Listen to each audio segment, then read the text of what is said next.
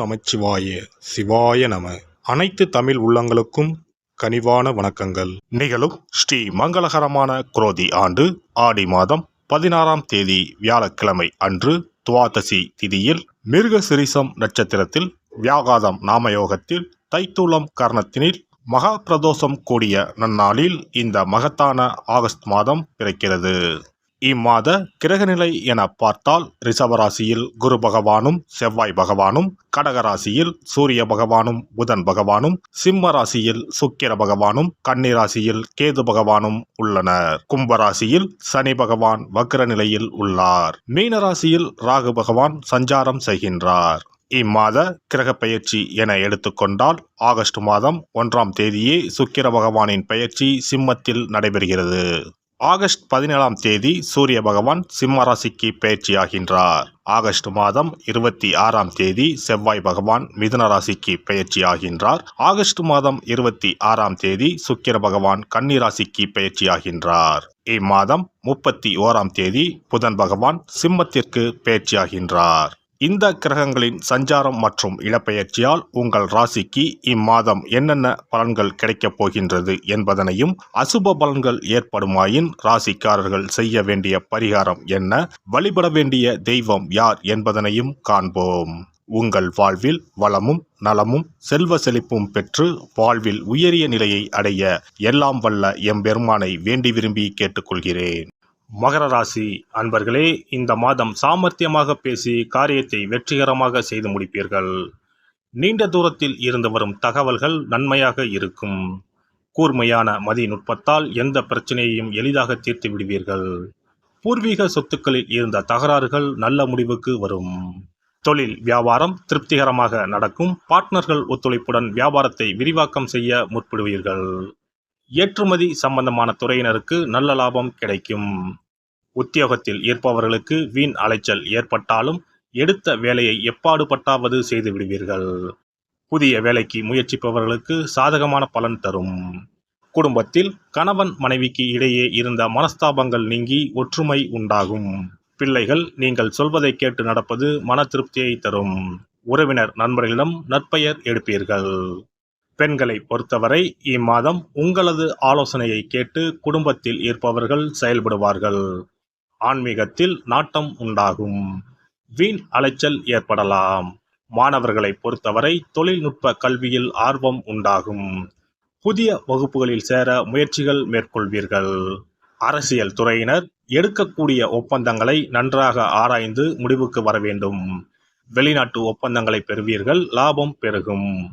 மேலிடத்தின் கனிவான பார்வை கிடைக்கப் பெறுவீர்கள். கலைத்துறையினரை பொறுத்தவரை நிதானத்தை கடைபிடிக்க வேண்டும். தேவைகளை பூர்த்தி செய்யும் வகையில் வருவாய் வரும். சோதனைகள் வெற்றியாக மாறும். உங்கள் செயல்பாடுகள் மற்றவர்களை கவரும். உல்லாச பயணங்களில் நாட்டம் செல்லும். நட்சத்திர பலன்கள். உத்திராடம் நட்சத்திரம். இந்த மாதம் பொறுமையுடன் செயல்பட வேண்டிய மாதம். வியாபாரிகள் மறைமுக போட்டிகளால் நெருக்கடிகளை சந்திக்கலாம். கவனமாக செயல்பட்டால் லாபம் இரட்டிப்பாகும். இதுவரை குடும்பத்தை விட்டு பிரிந்திருந்த பிள்ளைகள் வந்து சேர்வார்கள். அயல்நாட்டில் இருந்து நல்ல செய்திகள் வந்து சேரும். தந்தை மகன் உறவு சுமூகமாகும். திருவோணம் நட்சத்திரம். இந்த மாதம் ஊழியர்கள் நினைத்த இடத்திற்கு மாறுதல் பெறுவார்கள். தங்க நகை வியாபாரிகள் நல்ல லாபத்தை பெறுவார்கள். அதே நேரம் பணியாளர்களிடம் கவனமாக இருக்க வேண்டும். வியாபாரிகள் நல்ல நிலையை அடைவார்கள். வேலை தேடும் இளைஞர்களுக்கு எதிர்பார்த்தபடி வேலைவாய்ப்புகள் வந்து சேரும். அவிட்டம் நட்சத்திரம். இந்த மாதம் திருமணத்திற்கு வரன் தேடுவோர் வரக்கூடிய வரன்களை நன்றாக ஆராய்ந்து முடிவுக்கு வர வேண்டும். தொழில் அதிபர்கள் வெளிநாட்டு ஒப்பந்தங்களை பெறுவார்கள். லாபம் பெருகும். வியாபாரிகள் போட்டியின்றி வியாபாரம் செய்து லாபத்தை பெறுவார்கள். ஆஞ்சநேயரை வியாழக்கிழமையில் வெண்ணெய் சாற்றி வழிபட நன்மைகள் சேரும். வாக்குவாதங்கள் நீங்கும். சிறப்பு தொகுப்பு. கண் திருஷ்டிகள் அகன்று தடைப்பட்டு கொண்டிருக்கும் காரியங்கள் நிறைவேற செய்ய வேண்டிய பரிகாரம் என்ன என்பதனை பற்றி காண்போம். வாழ்க்கையில் நல்ல நிலையில் இருந்தவர்கள் கூட திடீரென்று பொருளாதாரம் இழந்து மன கஷ்டங்களுடன் வாழும் நிலை ஏற்படும். இந்த நிலை எதனால் ஏற்பட்டது என்று ஆராய்ந்து பார்த்தால் பெரும்பாலும் அவர்களின் மீதான கண் திருஷ்டிதான் காரணமாக இருக்கும். கல்லடி பட்டாலும் கண்ணடி படக்கூடாது என்று சொல்வார்கள் அல்லவா, அது உண்மைதான். இது போன்ற பிறரின் பொறாமை கொண்ட கண் திருஷ்டியினால் பலரின் வாழ்க்கை சிரமத்திற்கு ஆளாக நேரிடும். இது போன்ற கண் திருஷ்டிகளிலிருந்து எப்படி தப்பிப்பது? இருக்கவே இருக்கிறது எளிதாக கிடைக்கும் ஊமத்தஞ்செடி. தெய்வ சக்தி நிறைந்த செடியாக கருதப்படும் ஊமத்தஞ்செடியின் காய், பூ, இலைகள் என அனைத்தும் தீய சக்திகள் விரட்ட பரிகாரத்துக்கு பயன்படுகிறது. பொதுவாக ஊமத்தம் காய்க்கு கெடுதலை அகற்றக்கூடிய சக்தி உண்டு. நம் வீட்டில் உள்ள எதிர்மறை சக்தியை அகற்றுவதற்கு ஊமத்தங்காய் தீபம் சிறந்த பரிகாரமாகிறது. தெய்வீக மகத்துவம் நிறைந்த ஊமத்தங்காய் மற்றும் பூவையும் எடுத்துக்கொள்ளுங்கள். வீட்டுக்கு அருகில் இல்லை என்றால் நாட்டு மருந்து கடைகளில் கிடைக்கும். இந்த 2 பொருட்களையும் மஞ்சள் தண்ணீரை கொண்டு நன்றாக கழுவி விடுங்கள்.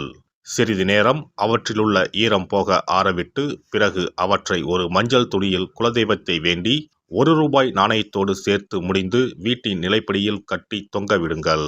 இந்த முடிச்சை வெள்ளிக்கிழமை அல்லது ஞாயிற்றுக்கிழமைகளில் தயார் செய்து வாசல் படியில் கட்டுவது சிறப்பு. தினமும் வீட்டில் தீபம் ஏற்றி காண்பிக்கும் போது இந்த முடிச்சுக்கும் காண்பிக்கவும். இதேபோல் ஊமத்தம் இலைகள் கிடைத்தால் அந்த இலைகளை சுத்தமான மஞ்சள் தண்ணீரில் கழுவிவிட்டு அவற்றை கொண்டு வீட்டில் இருக்கும் விநாயகருக்கு திங்கள் கிழமைகளில் தொடர்ந்து அர்ச்சனை செய்து வர வேண்டும். ஊமத்தம் பூவையும் விநாயகருக்கு சூட்டலாம். 3 வாரங்கள் தொடர்ந்து திங்கள் கிழமைகளில் விநாயகருக்கு ஊமத்தை இலையால் அர்ச்சனை செய்து ஊமத்தம் பூவை சூட்டி வழிபட்டால் வீட்டில் உள்ள கெட்ட சக்தி நடமாட்டம் மற்றும் கண் திருஷ்டிகள் தீரும். ஊமத்தம் செடியும் சிவபெருமானுக்கு உகந்த இலை ஆகும். இந்த ஊமத்தங்காய் வைத்து சிவபெருமானுக்கு தீபம் ஏற்றி வழிபடுவதன் மூலம் நமது பிரச்சனைகளில் இருந்து எளிதாக விடுபட முடியும். முதலில் 2 ஊமத்தங்காய்களை எடுத்துக்கொள்ள வேண்டும். அவற்றின் மீது முட்கள் இருப்பதால் மிகவும் கவனமாக கையாள வேண்டும். ஊமத்தங்காயின் காம்பு பகுதிகளை வெட்டி கொண்டு கத்தியை பயன்படுத்தி ஊமத்தங்காயின் உள்ளே இருக்கும் விதை பகுதியை முழுவதுமாக நீக்கிவிட வேண்டும். பின்னர் 2 அகல் விளக்குகள் மற்றும் விளக்கு வைப்பதற்கான 2 தட்டுகளை எடுத்து சுத்தம் செய்து அவற்றிற்கு மஞ்சள் குங்குமம் போட்டு வைத்துக் கொள்ள வேண்டும்.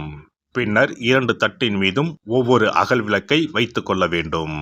அதன் பிறகு எப்போதும் பூஜை செய்வதற்கு வைப்பது போன்ற வெத்தலைப்பாக்கு, பழம் போன்றவற்றை வைத்துவிட்டு 2 விளக்குகளையும் ஏற்றி சிவபெருமானை மனதார வேண்டிக் கொள்ள வேண்டும்.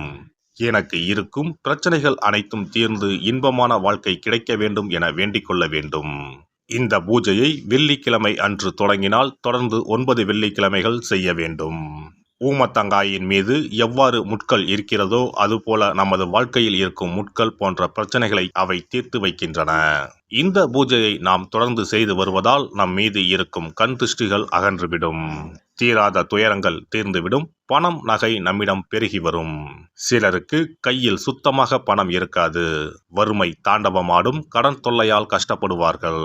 பண பிரச்சனையில் சிக்கி கொண்டிருப்பவர்கள் இந்த தீபத்தை ஏற்றினால் 3 வாரங்களில் நல்ல பலனை பெற முடியும். தொழிலில் நல்ல முன்னேற்றம் இருக்கும். கடன் பிரச்சனைகள் தீரும். உறவினர்களிடையே பகைமை இருந்தால் அவையும் மறைந்துவிடும்.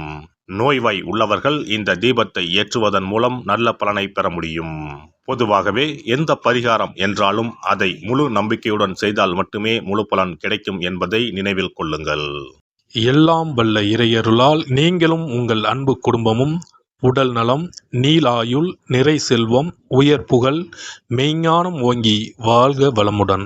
இந்த வீடியோ பதிவு உங்களுக்கு பிடித்திருந்தால் லைக் பண்ணுங்க, கமெண்ட் பண்ணுங்க, ஷேர் பண்ணுங்க, மறக்காம சப்ஸ்கிரைப் பண்ணுங்க, பக்கத்துல இருக்கிற பெல் பட்டனை கிளிக் பண்ணுங்க. நன்றி, வணக்கம். ஓம் நமச்சிவாய. சிவாய நம.